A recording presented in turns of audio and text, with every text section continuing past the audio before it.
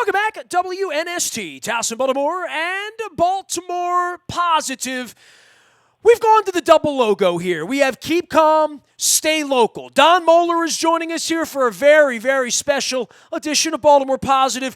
We are gathering all the mayoral candidates in the aftermath of the election being moved to June 2nd in the midst of a pandemic and something none of us have ever seen. Don Moeller, I want to invite you in to talk about our first contestant of many here in the mayoral competition in the race. And we talked to all these folks, and we had an event on April 14th, but certainly we're putting things together and piecing things together just like everybody else is in the community right now. Well, this is certainly how we do Baltimore Positive while social distancing, right? We welcome TJ Smith. TJ, the race has sort of been turned upside down, huh? Yeah, well, first of all, thanks for having me. Thanks for being responsible. And thanks for still finding a way to communicate with your audience and communicate with people and giving us a platform to communicate with people through this pandemic. And yes, you know what? That's leadership. You, Mr. County Executive, know more than anything that overnight things can change dramatically, and you have to be ready to adapt, improvise, and overcome, to steal a phrase from the Marines. I grew up with Marines in my family, and they taught me that at a young age, and it's something that I still live by today. Of course, ideally, you want to get to April 28th, and you want to count those votes, and you want to get started with what's next. But with something like this that is literally life or death for a lot of people, we have to put that first. And I'm thankful for the precautions that have been put in place by our state government. I think Governor Hogan's been doing a great job leading this effort right now. And locally, we've been seeing leadership step up and getting a lot of things done. And it's all about safety. Well, go ahead, Don.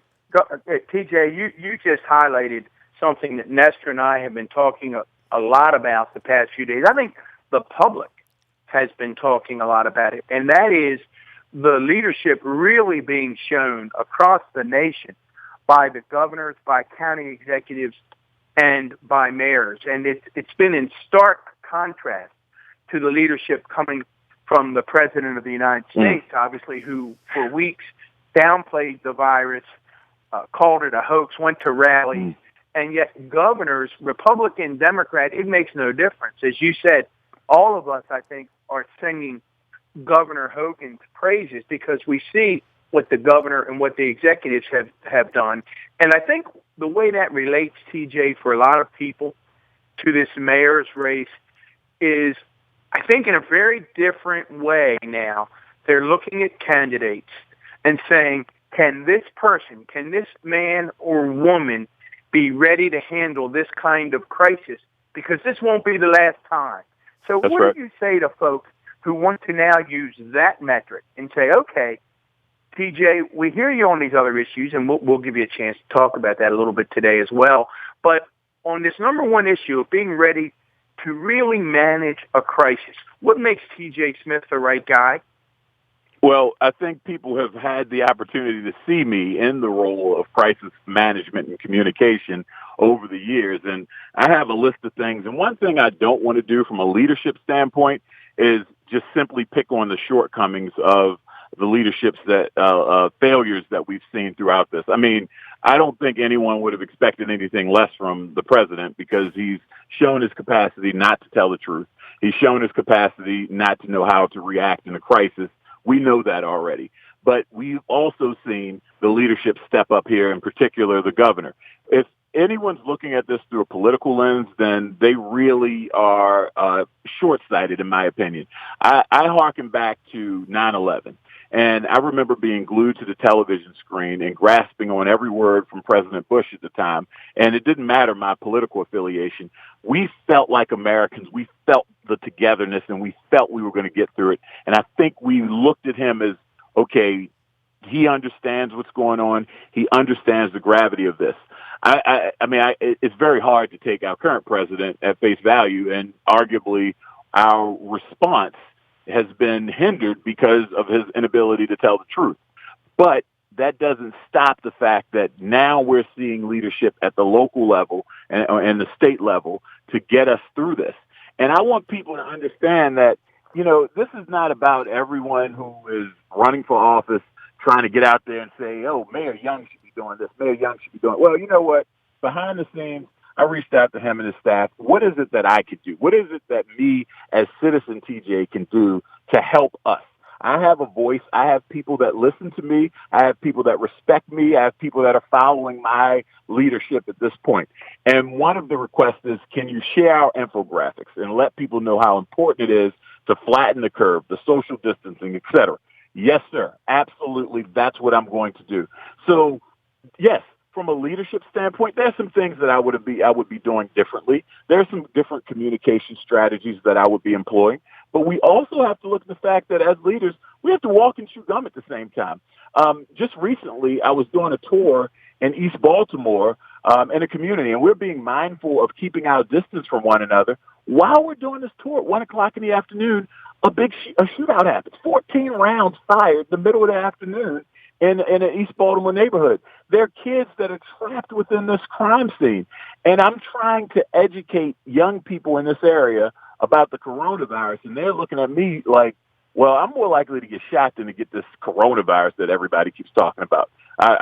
So we have to be able to walk and chew gum at the same time and recognize that a multitude of issues can present themselves at any given time. And that's kind of the leadership that I'm trying to portray. TJ Smith is here, mayoral candidate, a combined version of WNST and Baltimore Positive. Don Moeller, former Baltimore County executive, with us as always. TJ, you said that there were some things you could do differently or you thought about doing differently. I think we all look at this and say, the president calling it a hoax. I'm never going to let that go because I don't think we should. But I say, 6-7 weeks later, now it gets dropped on the local level. Now it's Hopkins and Maryland and Sinai. And a dear friend of mine has a daughter in the fight right now. She has the coronavirus. She's in a local hospital. And I got that word the other night. But for you, if you're the mayor, and, we had Martin O'Malley on a couple of months ago talking about when the fire under the city happened. He didn't even know that there was a railroad track under the city, right? Because he just didn't know that.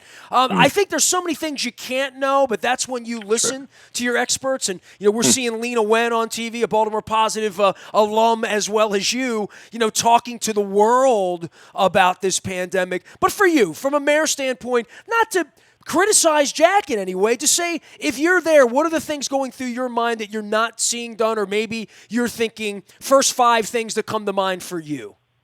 Well, one of the things I'm doing is I'm boosting up someone else in my administration that works directly for me as the person that is handling other day-to-day stuff that's going on in our city. Baltimore's been in a crisis, in a pandemic for years now. We have all is there a lot of faith right now that we're still doing everything that needs to be done to run the city right now while we're distracted with this coronavirus response? That confidence level is probably dwindled down a bit because everybody's talking about the coronavirus, as we should. But we have to do day to day. Again, using the model that we're seeing right now from the governor, Lieutenant Governor Boyd Rutherford is running the day-to-day operations of the state. There are things that are going on, other crises that are going to occur or that are happening as we speak, that someone else has to be in charge of and someone else has to lead. Good leadership does that. We should be mimicking what the governor is saying and what the governor is doing and doing a scaled-down version of it locally. We should be doing a lot more of it. I was surprised at how late that we called a state of emergency. That was a bit concerning to me. I do need to see a little bit more of the press conference where we specifically talk about the public safety side of things. What is the fire department doing specifically to make sure we don't have a pandemic within the fire department? Our first responders are going out and they're contacting members of the public often, over and over again, many of whom might have the virus themselves. We can't afford to have our first responders get sick. We saw with the Baltimore Police Department, they had dried up Purell wipes that expired in 2012. What are we doing to ensure the people who we're going to call on in the midst of the secondary crisis, that they're healthy? Because we already have an understaffed police and fire department, for that matter. We can't afford for one of them to come down with this virus of something that we could prevent. So again, there are a multitude of tertiary things that we also have to consider, but we have to at least give the public the confidence that we're thinking about it, and the public needs to know that we're thinking about it. And moreover, not that we're just thinking about it, here's what we're doing about it. It's not this, for me, again, we're running a race, but the health of our communities is number one. Leadership lives and dies with how they handle a crisis. And I think because we have two competing members of the same government running for office, everyone wants to get their shine or their spotlight. We have to work together, put egos aside, put politics aside for the greater good. If you're a leader, that will stand out. It will show. It will shine. You don't have to try to seek these things out. Just go do it. Make sure we're checking the boxes. Everything doesn't have to be televised. Everything doesn't have to be publicized. Make sure we're doing the right thing for people because people are suffering. We just heard about a 5-year-old contracting the virus. We know that one person so far has died. That number is going to grow. Our job as public servants or any people of influence is using that influence, using that power, using that leadership to make sure the message is getting out to the masses. And we can't simply rely. Like, I look at simple things. I'm out on Monument Street, a very busy area. We know that we have some income gaps in our city where people aren't connected to whether it's social media or even cable enough to really understand this. Are we on the ground in these communities specifically talking to people and not just using electronic means or television to get the message to people who are underserved to understand this virus? Because it can adversely affect the people that are already suffering even more. So these are just some of the things that I think we could be doing a better job at. And I'm willing to do whatever I can to help get that message out there. Well, TJ, thanks for that. You made a couple of really important points there. And for those of you listening, we are with mayoral candidate TJ Smith, reminding everyone that the election that was scheduled for April the 28th will now be held on June the 2nd. So we have 2.5 months. Baltimore Positive will continue to do everything it can to keep you connected, keep everyone out there connected with the mayoral race, with the mayoral candidates, because it's important to know what's going on in your community. You mentioned, TJ, that some of the early thoughts and observations about the virus are proving not to be true in the United States, particularly regarding to young people coming across and catching the disease. The latest data I saw, I think this morning, was that now roughly 40% of the cases that have been hospitalized in the United States are people between 20 and 35 years old. So we have a real issue, and we've got to say to young people, please don't be dismissive of this. I see that as we go to air, the governor's now closing the malls. I mean, I thought even Governor Hogan, in his most recent press conference, there was a more somber tone. I commented to my wife, I said, the governor's been on top of this thing from the beginning, but this morning there's even a more somber tone, which indicates to me that he's getting information that this is about to get much worse before it gets much better. Yeah, I think I took the tone as somber and disappointed. I think he didn't want to take the drastic measures of closing the malls and closing up the venues, but people aren't paying attention. And again, the education level of this, I think there's a lack of clarity. And to be quite frank, it took me a while to really understand this thing. And if we look at somebody like me, who I think is in tune with all of this stuff, imagine the drop-off with people who aren't as in tune to things like this. So the education level that's incumbent upon all of us, and that's why I said our job, some of us who are mayoral candidates who have the bully pulpit right now where people are paying a lot of attention to them, it's not about pointing fingers. Here's what you can do to protect yourself. I'm in the room. I'm getting information. I'm paying attention to information differently than you might be, so I want to convey it to you. So that's what I think that we need to do, and I think that the governor's tone has been a somber one now and one of disappointment because it's like, this is not spring break and everybody's having parties and kids are having play dates. That's not what this is for. And we didn't want to have to take these drastic steps. And I think part of his calculus and thought behind that is, I know right now that these drastic steps are going to hurt small business in Baltimore. It's going to affect them in a way that they're not going to be able to survive this. And now, by virtue of public safety, I have to do this because people aren't doing it themselves. We've seen the foolishness at the beaches down in Florida. I mean, that's nothing short of stupid what people are doing after all the warnings, but you have to take these drastic steps when people are just being foolish. And, you know, we all were in our 20s at one point, and we thought we were invincible and we could, you know, survive anything. But we have young people who just aren't thinking for themselves and aren't thinking responsibly, who have to be mandated to not be able to do certain things.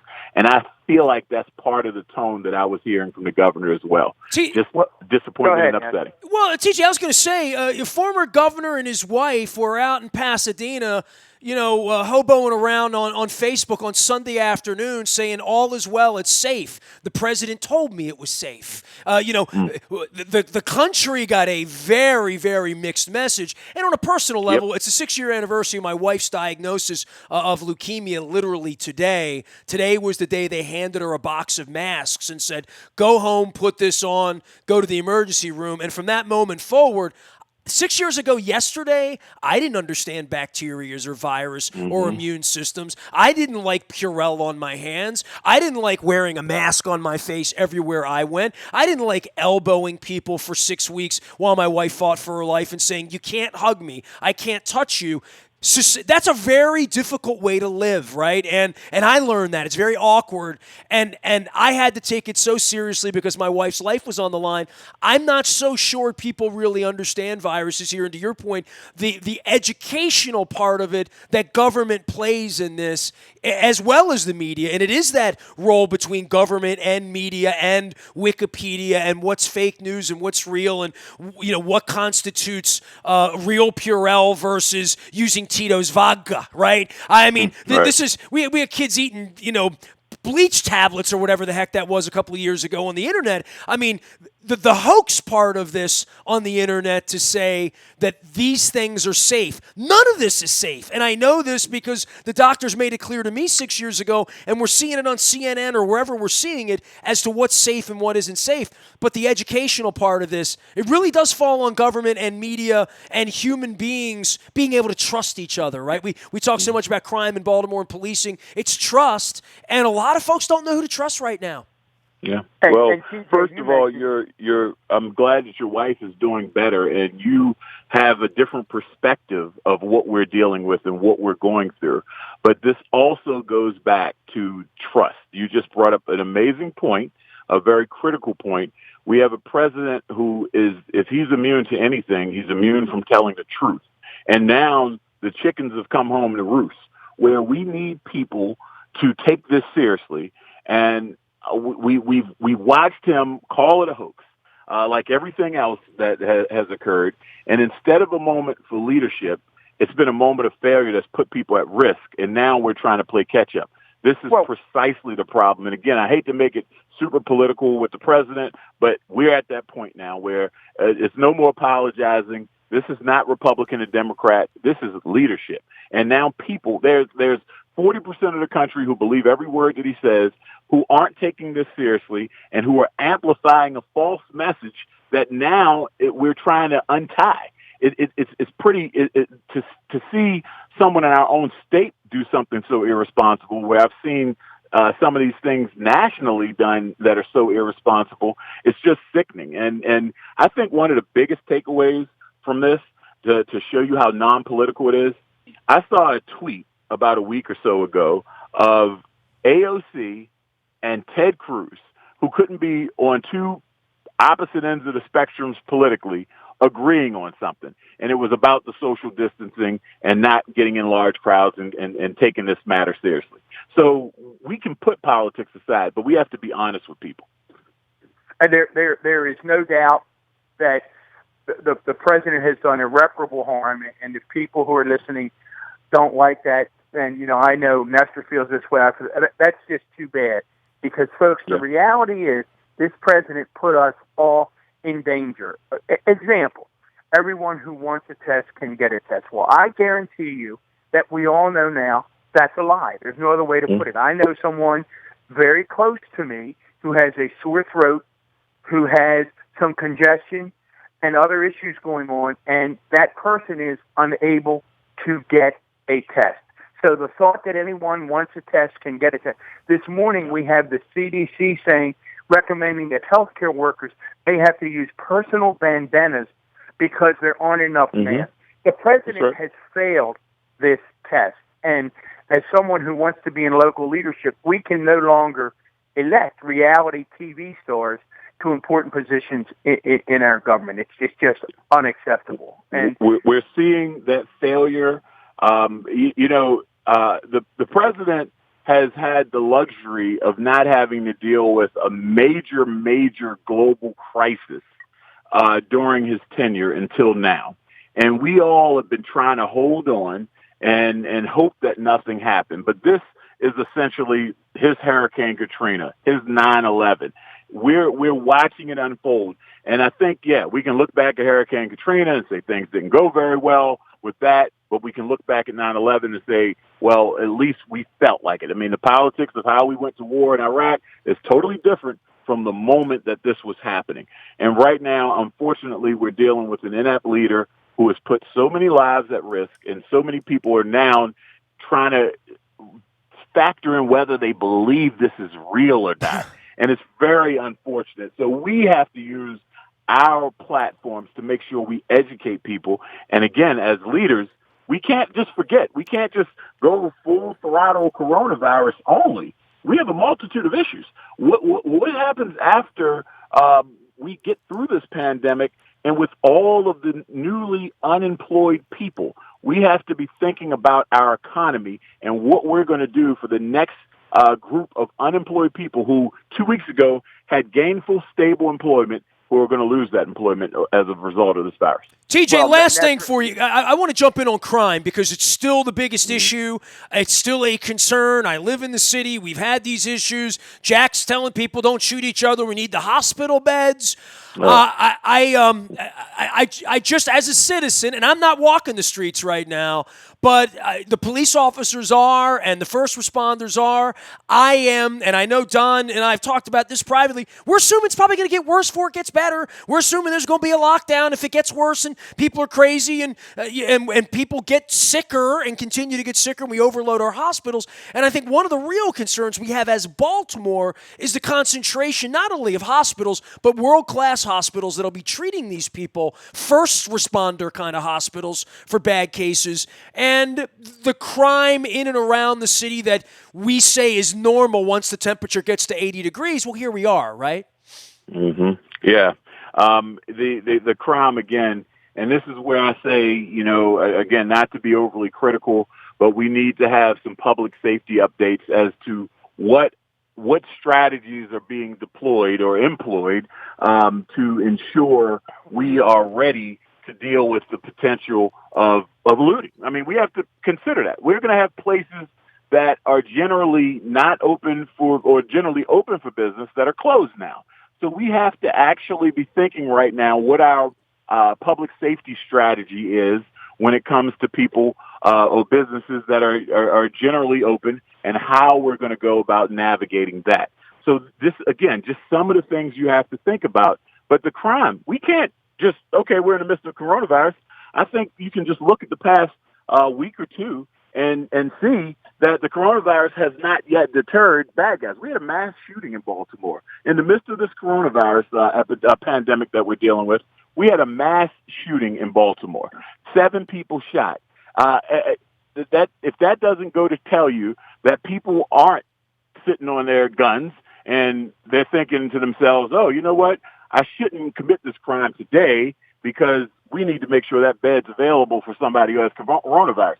We can't communicate. And I get that Mayor Young sometimes just speaks off the cuff and says things that, people might be thinking like, aren't these bad guys thinking about, the people who have coronavirus and, the fact that they're not thinking about that. And that's not a crime strategy. That's why I say from a leadership standpoint, it's so much uncharted territory in an unprecedented moment that we're in. Who is in charge of the city right now? While you're focused on the coronavirus, who's in charge of day-to-day operations? Who's making the calls to the police department to make sure, hey, we are experiencing violence or we're experiencing retaliation? Who's doing that? We have to think a million steps ahead, and that's part of what needs to happen right now as we talk about this pandemic that we're facing. TJ, before we let you run, on your website it says very boldly, new mayor, new culture, new Baltimore. Give us a quick update on your campaign and what campaigning looks like in the next 2.5 months when we still may be in the midst of social distancing. How do you get your message out? What do you want people to know? What do you want to leave them with today? And we promise folks that we'll be back regularly with these updates. We'll do our part to help you and the other candidates get the message out. Our sponsors at Bailey's and State Fair, our hearts go out to them right now. Moeller and Gary Realtors, Jeff Moeller, all those folks who are hurting right now because of this pandemic. We appreciate all our sponsors, and we'll do our part. But what do you want to leave folks with before we let you get away? Yeah, well, first of all, thank you for doing this. And, yes, we've had to transition. I'm not knocking on anyone's doors. I've scaled back all of my public events. I've had to cancel fundraisers. And this is about humanity for me. And from the political side of things, it hurts no more than to cancel a fundraiser. And I've canceled multiple fundraisers. And that hurts. And that hurts for a person that's one of the most underfunded candidate in this race. But this is about humanity. If I said at the beginning of this, I'm not a politician, I'm a public servant, then I'm putting my money where my mouth is, literally. And I feel that I'm going to be able to get through this race regardless of the obstacles that have been put in front of us, because that's what leadership does. So we've made adjustments on the fly. I'm actually going to probably announce even some more scaling back, because if the governor is asking people to limit their travel, and one of the things that I transitioned to was sign waving, I'm also self-aware. And people say this to me. I'm a regular guy, but people look at us and they think we're celebrities, right? So if we're giving people the option to come and talk to us, and we're feeding the temptation, that could be irresponsible. I want to be responsible as to what we do and how we're doing it. So that's the direction that I've given in my campaign. We've done some telemeetings, and we've answered some questions online. I'm doing teletown halls through my Facebook page, and people can go to tjsmithforbaltimore.com, and they can follow me on social media, Facebook, Twitter, Instagram, I'm trying to keep engaged with the people, and also trying to not add to the stress of our current administration, who's trying to navigate our city through a crisis. And I want to be able to support what our current mayor is doing for the sake of public safety. People have made their decision whether he's the next mayor of Baltimore or not. I mean, people have made that decision, I think. And it is me assisting him is not helping him become mayor of Baltimore. It's me helping the city of Baltimore, and that's what I'm going to continue to do. Well, TJ, Baltimore Positive will be there for you. As I said, Nestor and I are committed all the way up through June the 2nd to have regular updates from the candidates. Nestor, anything you want to add? No, just the extra time. And, as a citizen, when we're talking about petty crimes not being prosecuted and stuff, we'll save that one for down the road. But I would just say to you, because it is quiet right now, right, for people that are sort of, hunkered down and food and how do they get food. I hope you stay safe. I do worry for you, my brother. You've shaken a lot of hands. I mean, I'm not going to be bumping into you in Cross Street, but I elbow bump with you 2 weeks ago. We ran into you just out and about town. I mean, do you have a little personal concern just for how exposed you may or may not have been? You literally have been shaking hands and kissing babies, right? Yeah, and I can't remember if I said this earlier because I've been doing a lot of talking. And my grandmother's 93, and she wanted me and my son to come visit her, and I told her no. And I said, and we FaceTimed her, and I said, Grandma, I've been out shaking a lot of hands, been talking to a lot of people. People been in my face. I don't know that if I'm a carrier who happens to be in good health, so it's not affecting me the way it could affect you. So I'm not going to do that because that's not responsible. And I urge other people to make the same calculations. if you have a senior or an elderly person that's in that vulnerable population, make the decision not to expose yourself to them if you've been in contact with a lot of people. Yes, I will fully admit that I am kind of nervous. And I'm not a person that gets a fever, so I think I would know pretty immediately if I'm, sick. So I am monitoring myself, and I'm also, doing the best I can practicing the social distancing and limiting my appearances at places, because it is a legitimate concern how long we know this has existed in the United States, and we're just starting to change our behavior. So it's very possible that pretty much all of us have probably been in contact with someone who has the coronavirus. It's just how it will affect you. TJ Smith, you can find him at tjsmith4baltimore.com. He's running for mayor amidst all of this madness. For Don Moeller, former Baltimore County Executive, on behalf of all of our incredible sponsors at Fadley's and State Fair, we will get back soon. I will curbside the chicken and waffles. I had Damie on as well. You can find all that up in the buyatoyota.com audio vault at WNST.net, as well as through our Baltimore Positive channels. Keeping business alive and keeping our neighbors alive, as well as keeping the candidates out in the spotlight amidst this coronavirus, because we've got an election and we've got a future here in Baltimore and Baltimore Positive. Keep calm. Stay local. Wash your hands. We are WNST.net and Baltimore Positive and AM 1570 Towson, Baltimore, and we never stop bringing you the truth and some facts about how to stay safe during this crisis.